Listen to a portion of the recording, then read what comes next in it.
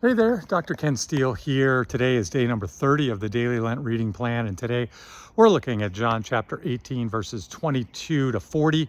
It is Jesus' appearance before Pilate. So in the story, as we read through it, you see that he's already had his trial before the religious leaders.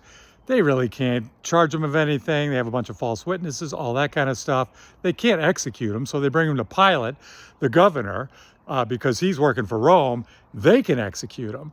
And so it's really done because they know, because, it's going to fulfill how he's going to die anyway, on a tree. And so you have him brought before Pilate. He's like, what are the charges? And the religious leaders are like, hey, if there weren't charges, if he wasn't guilty, we wouldn't have brought him to you. Well, he's not guilty.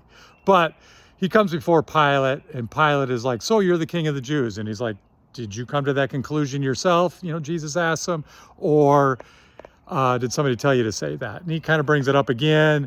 So you're the king of the Jews. And he's like, hey, that's the purpose for which I came, that and to point to the truth. Anyone who listens to the truth hears my voice, which is John, hearkening back to John 14:6, where Jesus is saying, I am the way, the truth, and the life. So he's pointing to himself here.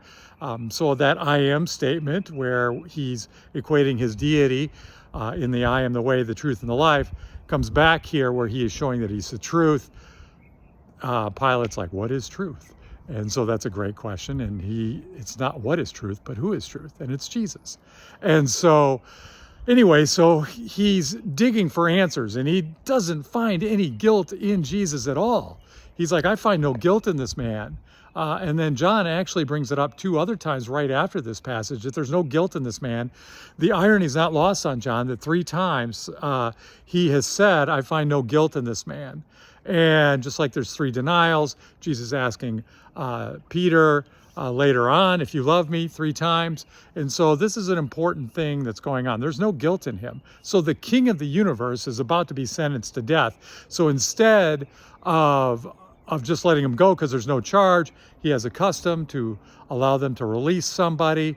And so they want Barabbas, who's a known, could be insurrectionist, or at least a robber at the very least, a criminal, and we'll take innocent Jesus and have him crucified. So we're going to crucify the king of the universe for a criminal instead. And he'll be hung, or he'll be crucified with 2 other criminals by his side. So that's what happens here. Pilate has the power to do that. The religious leaders didn't have the power to do it, but Pilate does. But just remember, this is where it's headed, because he found no guilt in him. There is no guilt in him, but he is sentenced to death.